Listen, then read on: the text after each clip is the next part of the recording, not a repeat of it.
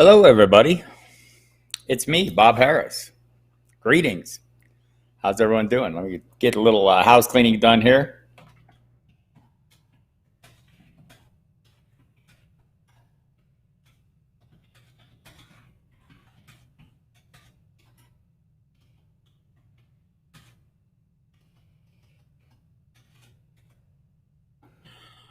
All right. Hope everyone's having a great season and navigating these. Ooh, Carlos Hyde did not make the trip to Arizona, so news, of course, always coming in. Tyler Croft placed on reserve COVID. Eric Ebron placed on the reserve COVID. Always this time of day. Next year, we'll do this at a different time of day when all the news doesn't happen right when we're doing this. We'll figure some things out. If you have any suggestions, would be open to hearing anything you have, that might be helpful to us to make your experiences better. We're hoping to do more video and audio in the future, in the coming season. I'd like to hear your thoughts on that as well. If that's something you like, a little more interaction with subscribers, I think would be a good thing. And if you think that'd be a good thing, tell me so. You hit the like button here, subscribe to the channel. We'd appreciate that. Let me do a couple more things here. I don't know what kind of questions you might have. But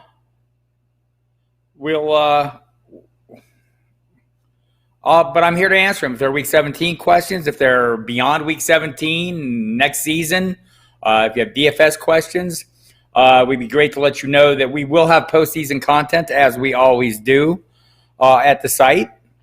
It'll be kind of a subset of what we already do now. Won't be the constant news updates, but we'll have injury reports, columns, DFS takes, audio, video on that as well, the usual kind of stuff. See some Periscope questions coming in. Who are you on for DFS this week? I like Kirk Cousins an awful lot. I like Ty Johnson an awful lot. Dirt cheap. I like Nelson Aguilar. I think the price is right. I think there's a lot of mid-range price, nicely priced wide receivers. So I'm there. Tight ends I haven't dug into too deep yet. I'll set my lineups tonight, but if you have want to throw some names out there, those are the guys in my DFS 3 and out. I played mostly tournament. If you want to check out Kyle's articles on the website, footballdiehards.com. If you're not a subscriber, use the free trial, footballdiehards.com/free trial, and you can check it out. Justin Linero's digging in the crates is great as well. But I think there's a number of really favorable matchups. You want to, play it a little safer in cash, of course. So the Packers pay up. I'm all about that. I think that's fine. A little more leery of the Bills, would like to go with Stephon Diggs.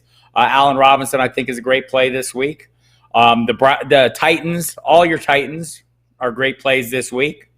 Dialing back, I think, Mike Evans is a pretty good play. Pricey, but not bad in that range. Marquise Brown, I think the Ravens have a great matchup. So tons of guys. If you have some specifics, jump on in with that. Irv Smith for DFS, absolutely. Reasonably priced, Scott. I like that one a lot. The price hasn't quite caught up with the roll, and the roll's been pretty good the last couple of weeks. Hi, Kevin. Playing for a championship in 2 ESPN leagues in Week 17. Your thoughts? Best running back, Aaron Jones or Josh Jacobs? Aaron Jones is the best running back. I don't know that his role is going to be the best, right? That's the question. I'm a little concerned. We saw last week A.J. Dillon come on. Maybe they want to keep him in the mix as well. Jamal Williams will be back this week. So that's my concern with Aaron Jones. I still think he's the better player and the better offense. But Josh Jacobs, has that role pretty much to himself. Jalen Richard also on the COVID reserve list this week. So that adds to that. Let me check the prices, Scott. I mean, all things being equal, I'm probably playing Aaron Jones over Josh Jacobs, especially in PPR. But I don't think I would like to talk anyone out of dialing back. We know this. The Packers want to, they want to get the home field advantage throughout. It's not a bad matchup for them, so I could go with that. I just worry about the three-way split. I'd probably go with the cheaper option there because I like both of them at the quarterback. I mean, I think Lamar's a great play. It's a great matchup for him as well.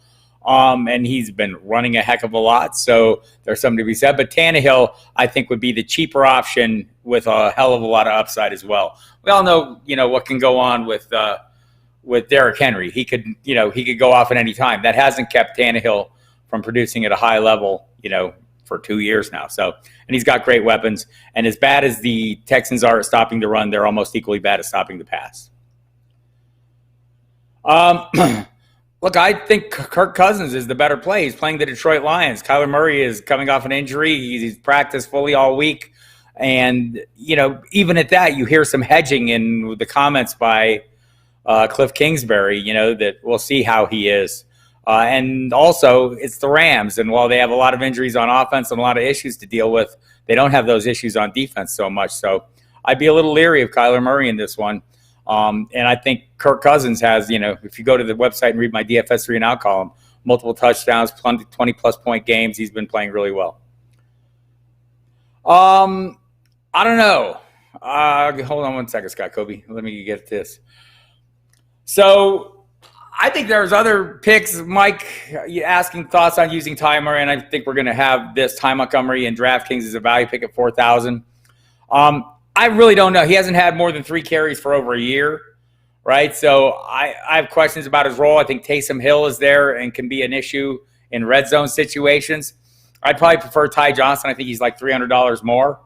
I like the role a little better. I don't think the Patriots are a great defense. I do like the matchup a little better if I thought he was getting the full workload. I just thought, Montgomery's a total unknown to me. Been working obviously hasn't been in the running backs room. I'm guessing he's working for working with the wide receivers and special teams mostly. So they're bringing him in kind of at the last minute. I also don't know who they're promoting from the practice squad. Haven't seen that yet. Probably will see that shortly. So those are all issues I'd want to square away. Look, I think it's a viable play, maybe more of a tournament play for me. Wouldn't be using them in cash. Hello. Okay, so any of the fill-in backs this week besides Ty Johnson worthy this week? He's my favorite. I mean, I don't know if I'm keen on Rodney Smith. It's a pretty tough matchup. Boston Scott seems like, not totally unreasonable. A lot of news coming in, of course. The big news, Carlos Hyde has been ruled out, so it'll be Chris Carson and Rashad Penny. And Eric Ebron is on the COVID reserve list. So, Scott, I mean, of the fill-in backs, I mean, I think the ones I like best are the ones that I think are going to have the best role, right? So, I mean, it would have been Latavius Murray, right? It is no longer that. And I don't know that Ty Montgomery jumps right into that same stratosphere for me. So, I mean, I don't consider Jeff Wilson a fill-in anymore, so he doesn't count. I guess Alexander Madison, let us down last time. I think he'd probably be a pretty good play. It's still a pretty good matchup for him this week as well, right? I mean, it's Detroit. They're horrible. And because he disappointed us last week, maybe we're dialing off him more than we should. I like Johnson more than I like Montgomery, though. All right, Matt Rust, I see you, young man. Any word on Deshaun Watson's injury?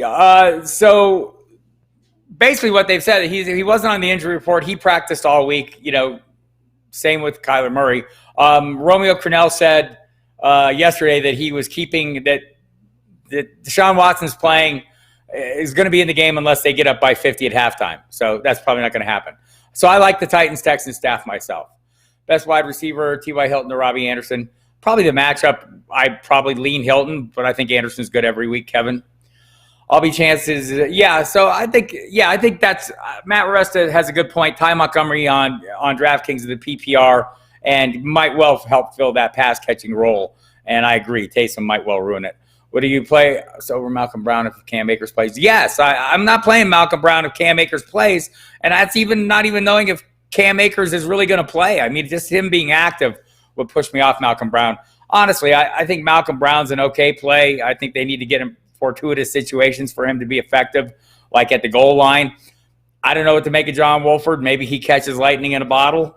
But I don't have a lot of faith in Cam Akers being ready to actually play. I think that's kind of where I would go at. Again, I think, to me, we saw Ty Johnson the last time. I think one of the things that concern is, the Patriots defense. They haven't been that good. Matt Rust, how good have the Patriots defense been? They've got a lot of guys hurt on that run defense. So I'm not shying away from that. And I liked him. He played reasonably well against the Rams too, Ty Johnson. But, For me, Montgomery, the only real concern there is the role. I'm not sure how robust it'll be. Might be fantastic. Am I playing any Rams this week in DFS? I am not. But then again, I have not set all my lineups. I'll do my lineups later tonight. And, it's possible there'll be a little Wolford in there.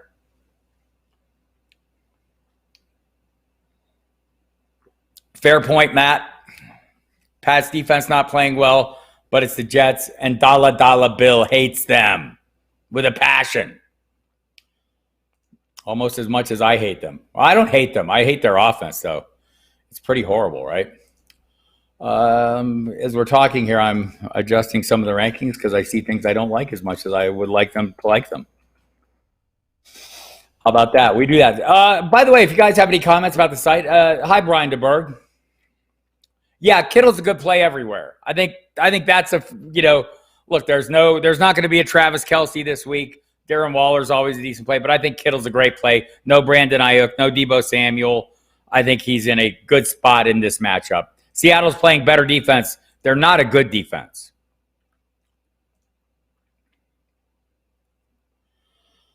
Uh, 2021. Who am I looking forward to drafting the most?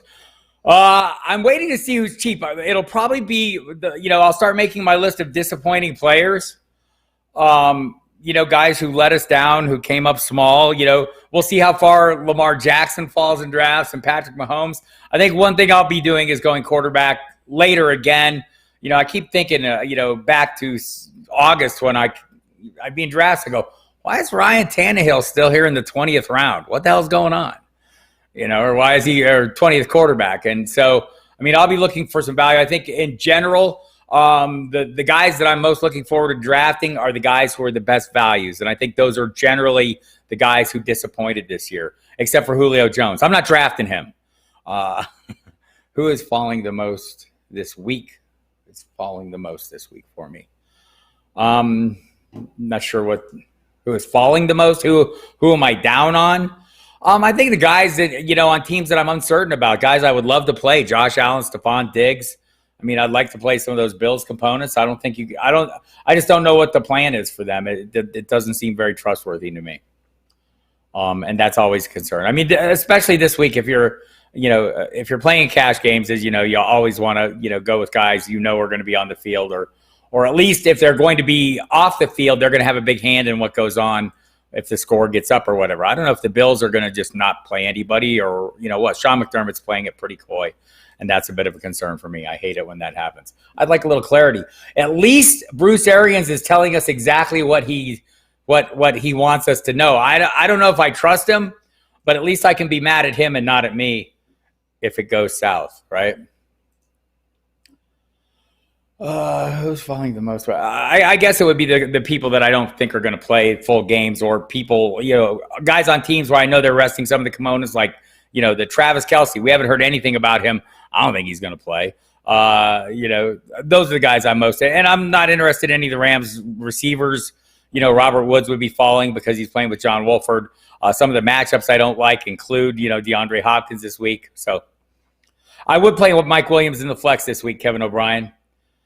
Best flex, T.Y. Hilton, J.D. McKissick, or T. Higgins. You're not going to know. We're probably not going to know about Antonio Gibson until, Sunday night.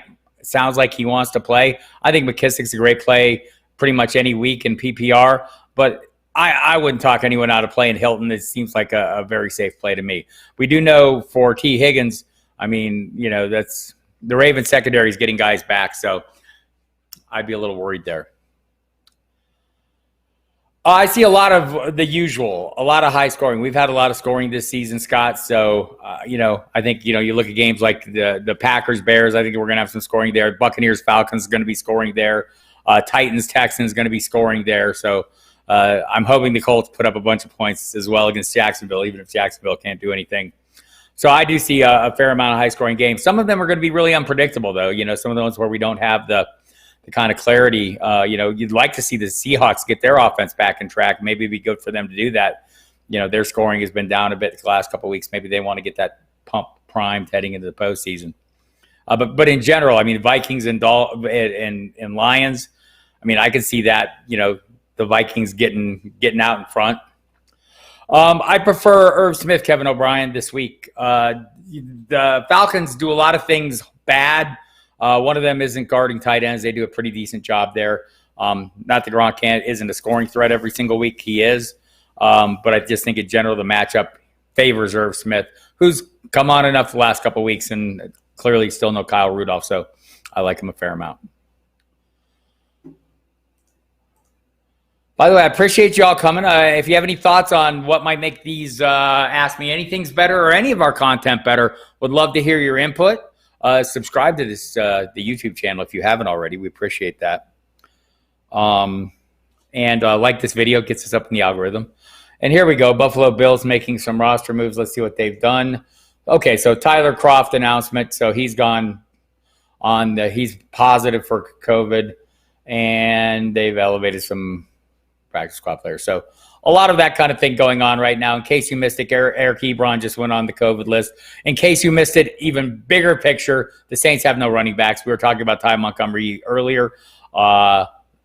The running back room being decimated by the COVID. Alvin Kamara, positive test. Everyone else, close contacts. And by everyone else, I mean Latavius Murray, Dwayne Washington, fullback Mike Burton, the coach, Joel Thomas. Everyone apparently but Ty Montgomery. So we got that going for us.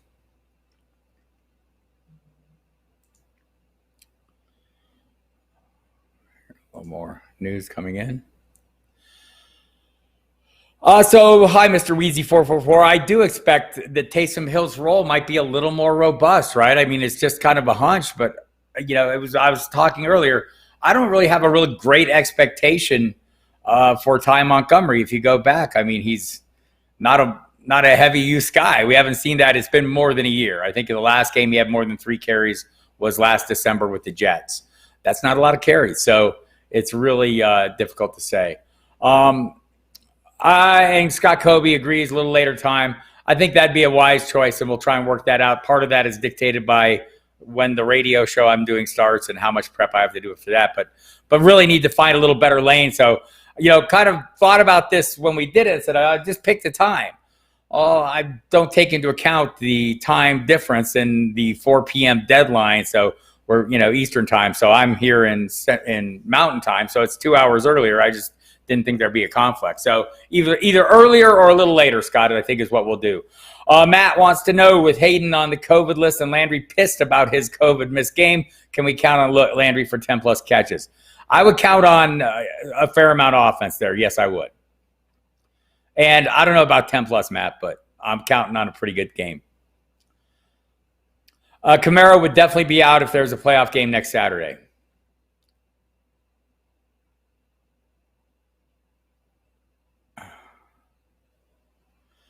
Not sure, Kevin, you like the willingness to answer specific questions, or am I avoiding your specific questions?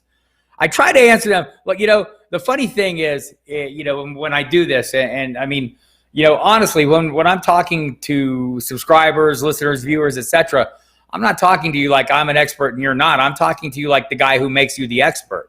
I mean, everyone out there who plays, everyone who has been playing for a while, all of you, all of my subscribers, I like to think of as the expert, and I like to think it's my job. So I try and talk you through the possible, outcomes and give you a feel for that.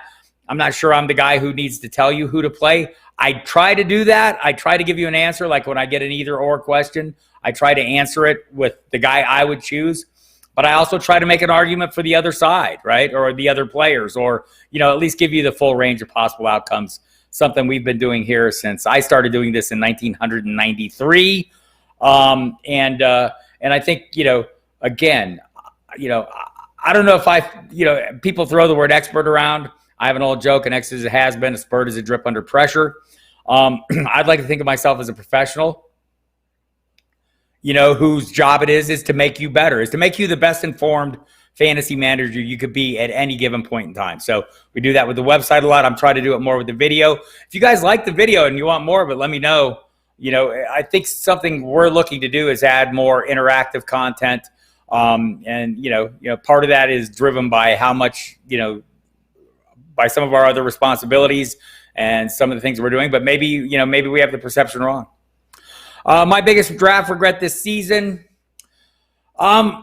I think drafting Mark Andrews way too early, it's starting to pay off down the stretch. That's my biggest regret because I did it a lot. I know, like, drafting with a lot of the same people in the industry, like Scott Engel, don't want to single anyone out, but I mean, he would be the first to admit it.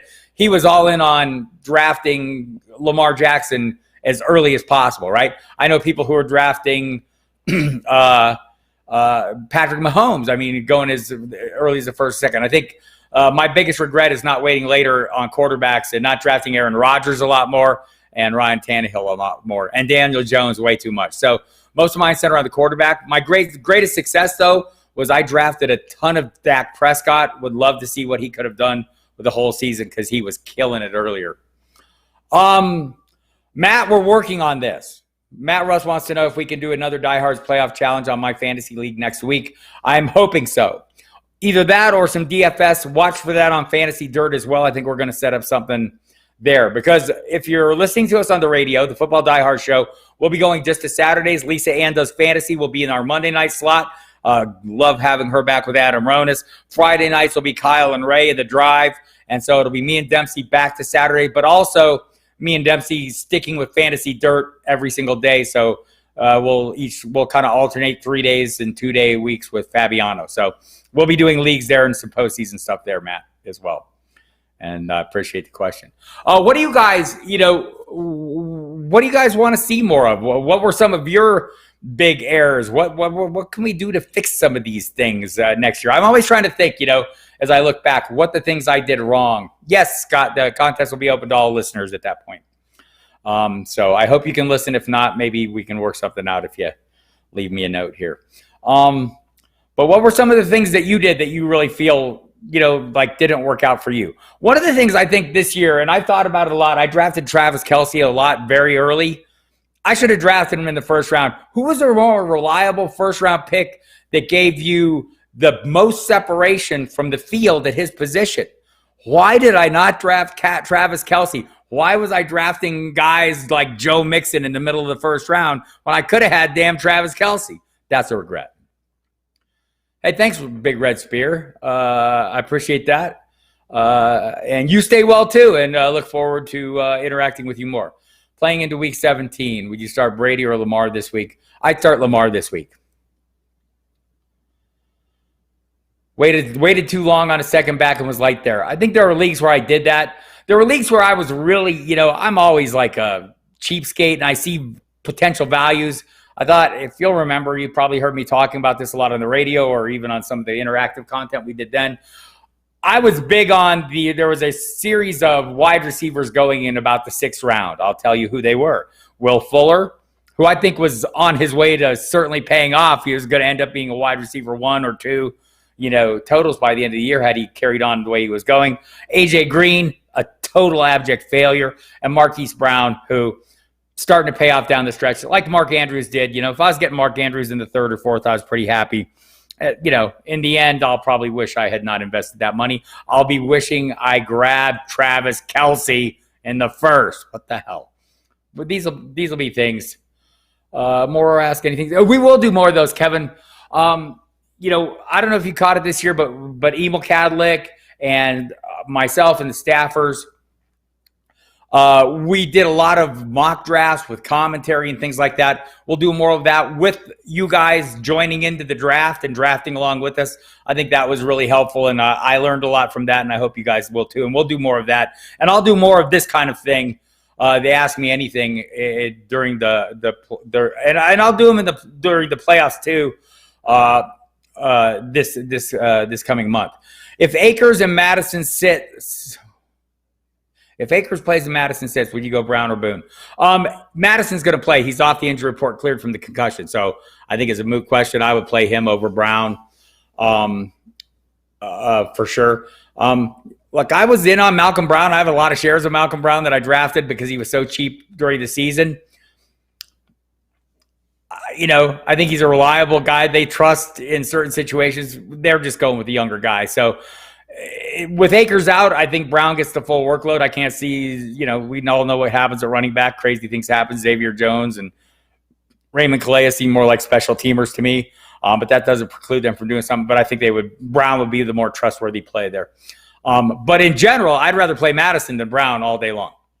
And I think he's going to play. I love the matchup for all of your Minnesota Vikings. Who is my number one pick next year? Mine would be Dalvin. Mine would also be Dalvin. I don't know if you remember this summer, but I pushed really hard on Dalvin Cook this year. I had him at 4 throughout, even when people were concerned about the possibility of a holdout, etc. I never thought that would happen. And it could have. And I still would have drafted him 4 because I think he gives you that kind of leverage. But, there are concerns with him. There are concerns with any of those guys you draft early. Top 10 picks next year. I feel like I would pick Jonathan Taylor in the top 10 again this year, like I almost did last year. And this year I would expect a better return. Look, I think we're all going to be thinking a little more about the wide receiver position. Devontae Adams has surely sealed himself in there. I'm going to have to think about this a little bit. It's something I've been talking about, but I think, Dalvin Cook, I think Derrick Henry, even in PPR, doesn't matter. I think, so Kamara, Dalvin Cook, Derrick Henry. I think Jonathan Taylor is going to be in there. I think Devontae Adams will be in there. I think Travis Kelce will be in there. I think I'm looking to minimize downside, and like a guy that I totally dissed this year was Stephon Diggs. First of all, I owe many apologies to many players. Stephon Diggs first. I'm sorry, Stephon. I dismissed you. Great play. I think part of it was being a little dismissive of Josh Allen or his ability to hit his receivers with accuracy. I was concerned about a lot of wide receivers moving this year. And Kevin, I'm not trying to slough off, but there needs to be some process. I think those are some of the guys who will be on my list. And I think I'm really going to think seriously. If it's not Travis Kelce, whether it's George Kittle or Darren Waller, I'm really going to be looking to find me a tight end who's a little more reliable. I thought I had him in Mark Andrews. He's still the leading component in that offense. But that offense hasn't been great until down the stretch.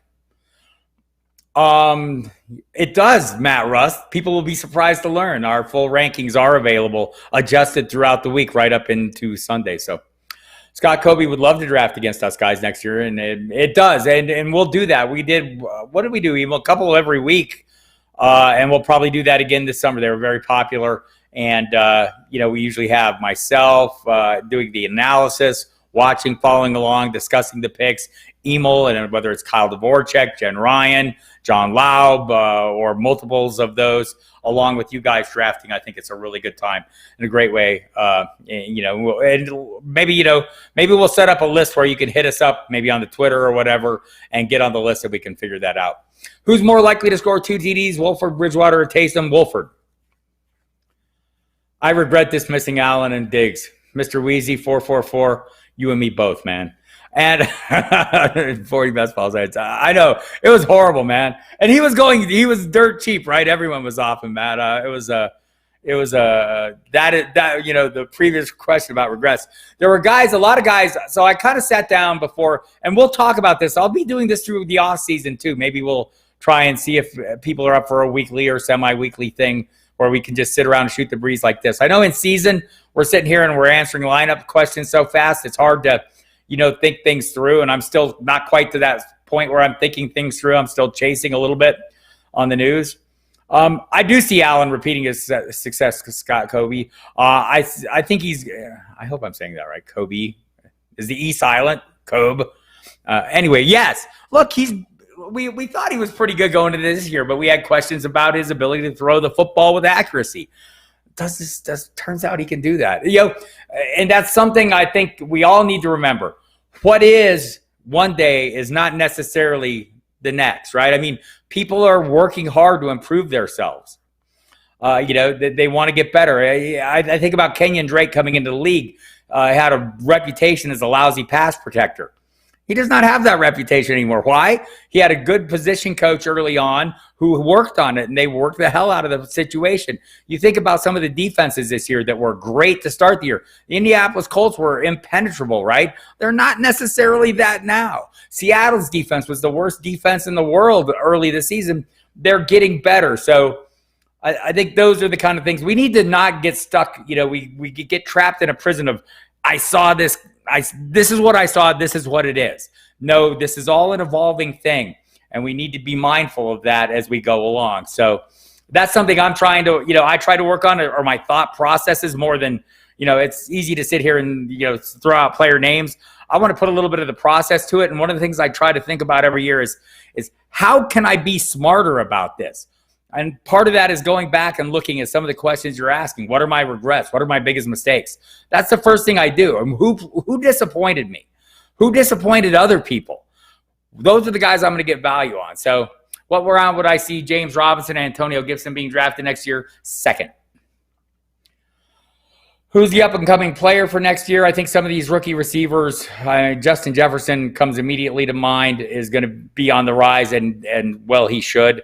That offense supports a couple of different players. I think, you look at, running back. I mean, look, James Robinson has shown everything he wants to show. I think David Montgomery is finally, hit stride. I don't know if I want to overpay for him. I liked him great when he was a fifth rounder, but we'll see guys like Cam Akers take on more robust roles, I would suspect. So I think of some of these second-year running backs, we'll start assuming roles like we've seen Jonathan Taylor assume down the stretch this year. Antonio Gibson would be one of those guys who I think is on the rise. I was a little dismissive of him. I didn't avoid him, but I was a little dismissive. I thought he maybe was going a little early, especially right after Darius Geis was, thrown out. And I think that's something, one of the things I think we do as fantasy managers way too much is someone throws that lure in the water and we go strike it, right? And I get it. We want to be aggressive. We don't want to get left out of things. But, I can remember when Le'Veon Bell went to the Chiefs and people were racing that way. And I'm going, I don't know, right? So I think those are the kind of things, not that you should not be aggressive and try and land guys, but you should remember what happens when guys change teams and make moves, and it can be a two-edged sword, but in season, definitely. But we tend to get caught up and we tend to run with the crowd. And I think, my instinct is to run away when the crowd's running in a direction, right? I want to try and zig when everyone's zagging. Sometimes it works, sometimes it doesn't, right? So I need to figure out, I need to get better at knowing when the zag is better than the zig, but we all do. Who is up again? Do you see Russell Wilson slipping in drafts next year? Probably a little bit. Some of the guys I think will be moving on. I think Allen Robinson, Kenny Golladay will be two guys that I'm watching. Marvin Jones to a lesser degree. But there are a handful of free agents, mostly at wide receiver, I think will be moving on. Aaron Jones would be another one, Matt. Clearly A.J. Dillon is there for a reason. I suppose we could say Jordan Love is too, but maybe off in the future. That's another thing, right? Our emotions. A.J. Dillon I don't know if he would be a late first rounder for me. I'd be a little skeptical still. But the role in the offense, or, if you wanted to get aggressive on that, that's not a bad move, especially if Williams is also gone. But I think we all need to be a little bit, a little bit more cautious about some of these guys that we pushed on this year. Do I really want the first round pick or the first pick overall? Think about the last couple of years, those first couple picks, if they panned out, if someone gotten hurt. So maybe reliability. I can think back a couple of years, Jeff Mann's doing a draft with him. And back when Antonio Brown was still with the Steelers, and I think he drafted him third overall, and kind of people went, wow. And he goes, look, I'm just trying to minimize downside. And I think, there's something to be said for some moves like that. But just to get back to the question, Matt, if Aaron Jones is gone and Williams is gone, A.J. Dillon will probably go in the first round, maybe sooner than he should. But one of the mistakes I made was just totally being dismissive of players moving this year, right? Robbie Anderson, who I said I would not draft, I ended up drafting a ton because he ended up being so dirt cheap. He worked out pretty well, and I'm thinking, man, maybe I need to rethink this. So that's part of it, is trying to understand what the errors we made were and maybe how we can kind of learn from them, leverage them. Each year is different. We have no idea, how things are going to play out in general. But some of the practices and some of the generalities we make are maybe worth re-examining. I know they are for me. Need a flex, Hunt or Ty Johnson for the Jets. I'd probably play Ty Johnson just because I think the workload's going to be a little better. I don't think Hunt isn't without touchdown upside. The Steelers are going to be playing shorthanded and aren't necessarily playing to win. So But Ty Johnson's going to be the tip of that spear, and I don't know if the Patriots are going to be pushing back hard, even if Matt Russ thinks dollar Bill's out to get him. He might be. Which 2020 rookie wide receivers go off the board first next year? I think it will be Justin Jefferson, almost for sure. Who was the guy I was taking first this year, by the way? A win for me. But, I think some of the guys that disappointed, I'll be looking for value there. Jerry Jeudy, if I get some kind of belief that he's maybe going to catch the football. CeeDee Lamb, I think, looks like an amazing playmaker. So we'll see. Maybe there'll be some developments there with player movement. We'll see. I'm not, look, there's been a lot of talk about Amari Cooper, potential trade issues and stuff. I don't know if he's not too expensive to move now that he has the new deal, but we'll see. But I think Jefferson's the top of that list for me, but there are a number of them. I think Jalen Reagor will progress, needs a full season, needs fewer quarterback issues. They need that offensive line healthy. There were a lot of issues in Philadelphia that you could say maybe kind of threw him off. Do you see Calvin Ridley as a second rounder? I do. I would say, yeah. And I think there will be people who maybe, yeah. Yep, second rounder for sure. I would say right now, just switch him and switch him and Julio and their draft positions, and probably that seems to make sense. And maybe even Julio goes a little lower. Okay, this year my quarterback was Daniel Jones. So I will be careful about what I qualify. Look, I think Justin Herbert's already ruled out or already broken out, right? So probably don't want to say him. I think Jalen Hurts, I think we're seeing this move to the more mobile guys. They seem to be, they have that super huge floor. I thought that's why Josh Allen and Lamar Jackson, the guys you had in the past, Mr. Weezy, were so popular. I think Jalen Hurts will be popular for the same reason. I think though Justin Herbert looks like so much the real deal. We'll see if people don't go overboard. That's my fear on him. I felt the same about Kyler Murray this year. That's why I kind of went with Daniel Jones. I wanted a guy who could make a big leap. I thought when he was healthy, he was leading the team in rushing. What, he had 6 weeks he led the team in rushing. Part of that's Saquon Barkley was there. He probably wouldn't have. I prefer the pass lose to get the less mediocre first round draft pick. Yes, that's the ticket. Dollar bill, getting with it. Hey, Bob, thoughts on Chris Connolly for DFS? Look, tournament, sure, it's a nice dart toss. Beyond that, no. I don't have it's the Colts defense isn't as good as it was early in the year, but it's still pretty good. So yeah, I'm not gonna force that one. I think I like Keelan Cole too there. I mean, it's same reason. Laviska Shenault. I think all those guys are players people will not be focused in on. They're dirt cheap. Connolly is very cheap, so I get it. So yeah, for somebody who helps you get some higher end players on DFS in tournament play, I'm on board with that. Do I see Lamar getting back to some form of Lamar 2019 next year? I think he did down the stretch, right? And so part of this is, we forget that defensive coordinators don't take the offseason off. They spend a lot of time. The Jets are expected to part ways with Adam Gase following Sunday's game, according to Ian Rappaport and Tom Pelissero. There we go. So there was a shocking development. Wow. Thought that should have happened about a month and a half ago. So, yes, I do. I see Lamar Jackson. I thought we saw it down the stretch this year. I think I'll be watching to see how cheap he goes or how far he falls and maybe trying to leverage that. So I was drafting Dak Prescott anywhere from the 5th to the 8th, 9th round this year. If Lamar fell into that range, he might be appealing to me in that range as well. Kevin O'Brien, I tend to play better in the first 13 weeks, often in first place, and get buys and falter in the fantasy playoffs. You change your approach once you're in the playoffs. I don't change my approach. I try to stick with the guys that got me there. I try to be as flexible as I can. But look, on teams where I'm successful, because I'm, if you've been to the site, you know what I'm doing all day. I'm not grinding on the waiver wire like some other people are necessarily. So I need the guys that I drafted to do what I drafted them to do. So if they are, I tend not to change them. There are times like this past week I was in a championship game in Gary Davenport's death match. It's a 2-quarterback league. I wasn't confident in Russell Wilson and what Russell Wilson was doing. So I went out and Jalen Hurts was available. So I grabbed him, played him. They scored the exact same points. So I guess, yes, I'm willing to make the changes when I feel like it's necessary. But I tend to go with what got me there. And I tend to maybe not pay as much attention to matchups as other people. Well, I pay attention to them, but I'm a little more dismissive of them if a player is playing really well. Players are playing not good. If I'm not getting the production from them, I'm quick to pull. I'm fairly quick to pull, like Russell Wilson. Mr. Weezy, when I watch Herbert, he looks like a guy that will have a sophomore slump with teams in offseason to prepare for him.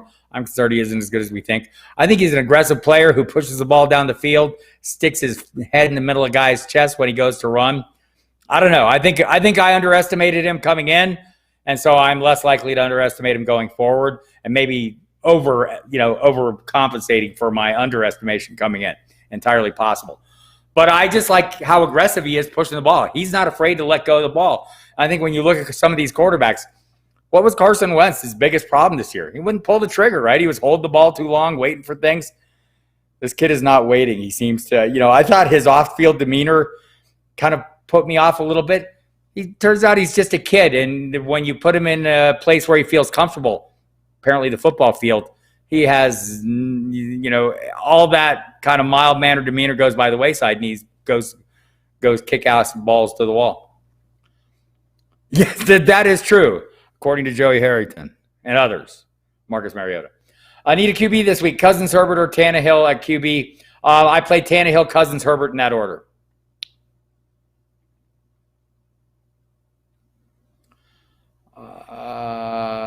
Do you see Dak returning? I do see Dak returning to form next year, but some of that's going to depend on when he gets back. So I'm counting on it in some dynasty leagues. The Fantasy Dirt Dynasty League, I lost him. I lost Christian McCaffrey. I lost Courtland Sutton before it even started. Defense recommendations, picking on quarterbacks whenever possible. So Chad Henne would be happy to pick on him. Mason Rudolph would be happy to pick on him. So I'm looking for the guys that are most likely to make mistakes and picking on them, especially in DFS situations. If that helps, Joseph. Thank you for asking. Thank you all for coming. I really appreciate this. Like having a little more looser forum. I hope we can do more of this in the off season when we're not pressed and everyone's not hammering with lineup questions. And some of the questions you've already asked have kind of, there are things I'll be thinking about, things I'm already now thinking about, and would look forward to discussing them with you over the course of an off season when most of my hard work gets done, right? We're preparing for magazines. We're doing all the articles, setting things up. It would be great to have your input. So we'll be doing this a little more regularly. The Major League Soccer League has become quite popular in the United States in recent. There's good news that Lionel Messi is set to sign soon with one of the teams in MLS. That's the other football. That's fantastic. The thing about Wolford is he's very shifty. He's very fast. Think of a more mobile kind of guy, a Kyler Murray type player, with some of those same skills.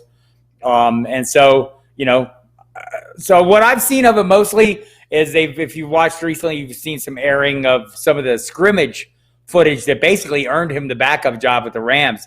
And it's pretty impressive, man. He's pretty athletic. He's very fast. So, could be one of those guys who catches a little lightning in a bottle. Some of it will be be on him. Without Kupp and Peterson on Woods, can he move the Rams? I think he can. I think he can move. I think, he'll just be one of those guys that takes off. Maybe like what we saw with Jalen Hurts in that first game where people don't really know what to expect, when he came in against Green Bay. I think you see that a lot with quarterbacks when there's not a lot of film. I'm sure the Cardinals are studying up. I'm sure they have a good idea what he does. But I know, like on scout teams, the Rams defense have been very impressed with him. I know in the scout team work, when they're playing against a mobile quarterback, they lean on him heavily. So I think that a lot of this will be on him. But I am, obviously concerned. Doesn't have the high-end weaponry there or all the high-end weaponry as well, including some of the backfields and Cooper Kupp. So that's going to be concerned. Hello, Mr. Mazuka. Thank you for coming and showing up all the time. I appreciate it. And yes, I try. Steve! I knew it. Scott Kobe, in 2021, which team will make the playoffs that didn't this year? I think there were a handful of teams that were pretty damn close, right?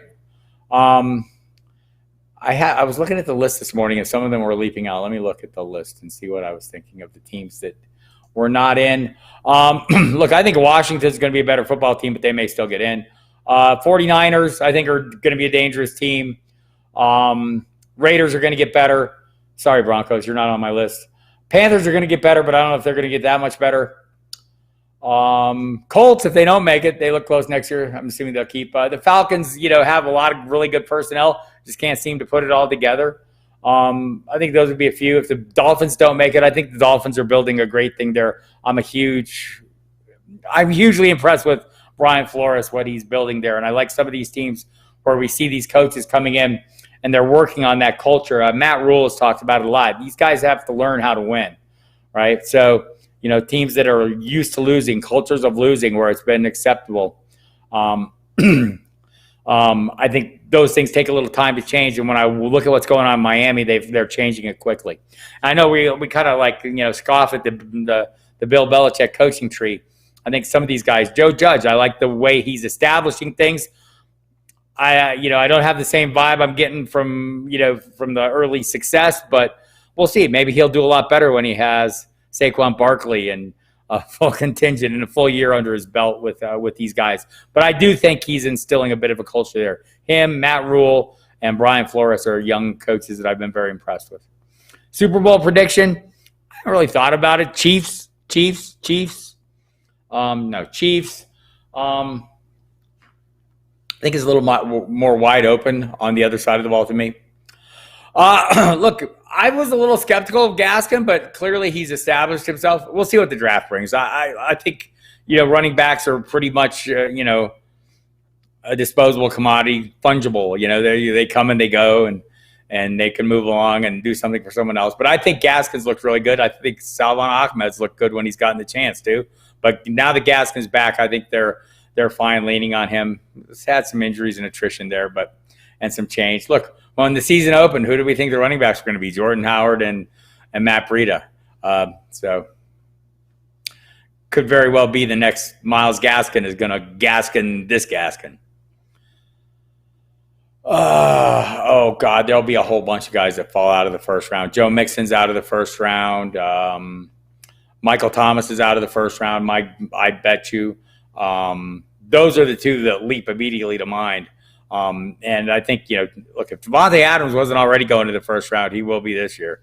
I think there'll be some running backs, some of the young guys, maybe people. I think Jonathan Taylor's the guy that's going to jump up in there and probably should. So we'll see. There'll be something we talk about over the course of the offseason. And that's a really good time to do it when we get a little time to sit back and reflect on what's happened, some of the moves that start getting made, things like that. Very helpful. Let's see. What are my cats' names? Ming the Merciless and Wally. Zeke is probably a first rounder. But man, it's going to be a little, not for me, he won't be a first rounder. I'm thinking Travis Kelce's going to be all my first round picks, but no, probably not all of them. He's getting older. Maybe George Kittle, the new Travis Kelce. Pedro, thank you for Pedro for coming. We appreciate it. Really enjoyed the chances to interact. Hoping to do more of it. I like more of this at a little more relaxed pace. I realized, in season when I'm doing the lineup questions, there's going to be no relaxed pace.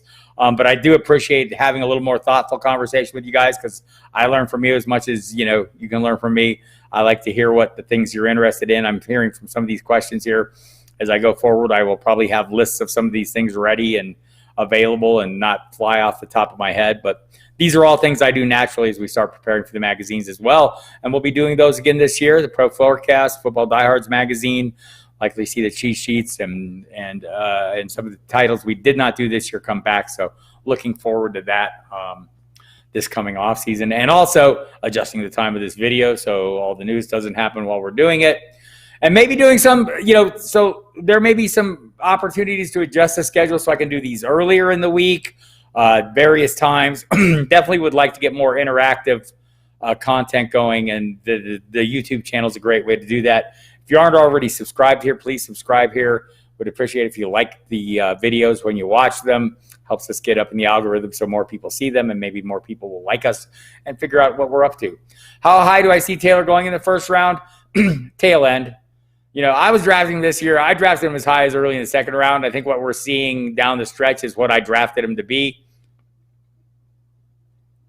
Yes, we will do some of our drafts here on the YouTube channel. We did a bunch this summer, Scott, and we'll do more. But we do those with the staff and with, audience members and subscribers. And a lot of it we do by invite. You hit us up and we'll set you up.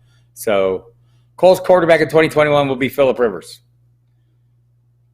Stop it with the Carson Wentz conspiracies. It's possible, right? I mean, something's going to happen with Carson Wentz, and the Frank Reich connection is good. But Frank Reich also has a connection with Phillip Rivers, and he's under contract for one more year. So until I know better, Rivers is saying this week he wants to come back.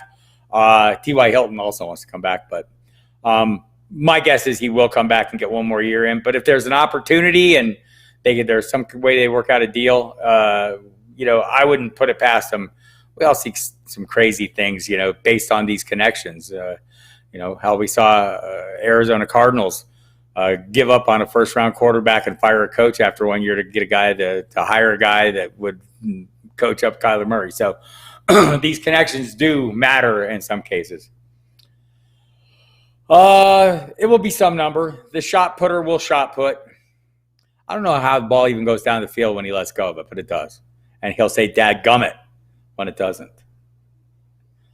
Some talk about him in the TV booth. Looking forward to that when his career is over, because he's a very entertaining character, is Phillip Rivers. How many championships did you win this year? 2. I'm very disappointed. I'm happy. One of them was I mentioned it, Gary Davenport, our IDP guy at Football Diehards, who you know from doing IDP everywhere on earth, has a huge league, multiple copies of players, multiple divisions, called the Death Match Apocalypse League. I won in that one, big rosters, multiple quarter, 2, super flex, and defenders, and you've got to really hit specific lineups. So I did that, and I won my Fantasy Cares Eliminator, a charity match, which I came in second last year in that one, so I was glad to do it again for a second year. But in general, it was a horrible season for me. And a lot, I do a lot of leagues because, we ask a lot of people to come in and do leagues with us, so I tend to reciprocate. And probably this year overextended myself even more so, with the workload, the additional workload that came from all the COVID news was off the hook, and there was a lot going on, just people paying more attention. So my plan this year is to dial back a little more on the number of actual regular season-long leagues I'm in, which is close to 30. I'll continue doing all the dynasty leagues I'm in, which is a handful. But and do a lot more best ball. And that's something you can watch for, and we'll probably set up some things here on the YouTube channel. Myself, Mike Dempsey, Michael Fabiano, all plan to be doing a lot more best balls and starting earlier this year. So would love to have you all jump in on the fun there. And Mike Dempsey, I came close on only one of the best balls, and Mike Dempsey edged me out at the very end. I hate him. I mean, God, so many. The coaching changes are all going to be big. I mean, that to me is where it all starts. Who is not hey, I like to hear that, Scott. 19 titles is a good deal, and I like that we helped keep you informed enough to do that. Kudos, all of the kudos go to you, though. But I think for me, it all starts, Mr. Weezy, with the thank you, Scott. We appreciate you, but you are the one who makes those lineup decisions. We just pump the information at you. Mr. Weezy, I always start with the coaches. Coach sets the tone for the entire team. So we're going to see what goes on in Jacksonville. We're hearing the Jets are going to let go of Adam Gase. No surprise there. The Texans, the Falcons. Those will be those are the things I'll be watching right off the bat. Because, look, it all starts. A head coach has as much power over an organization as any person has over any organization out there in business, right? They set the tone. I know there are GMs and people they answer to and people who do but, when you find a really good coach, I think you think of Sean McDermott. I do think Anthony Lynn stays in LA. I don't know if he should. I like him. I'm a fan of his. And I hope he does better. He needs to improve himself, and I'm sure he would be the first to say so. But man, some of his clock management issues and decision making in the heat of the moment have been brutal. So it wouldn't shock me if they moved on based on that. But I do like him. I think in general, he's the kind of guy that has the respect of players, as a former player. So I like him an awful lot. All right, you guys. I think the questions are kind of drying up, so I may call it a show. Get out and get some of that news. Carlos Hyde didn't make the trip to Arizona. I already have the Eric Ebron news up, so watch for that. All kinds of coaching rumors now floating around. That'll be a big thing over the next 24 hours. The biggest named move this offseason is Kenny Golladay and Allen Robinson. 50-50. Aaron Jones may be on that list as well. I'm wondering if anyone wants to pay running backs anymore. So the receivers are the guys making the big money, and so I would expect those are the two names that jump out in my mind right now.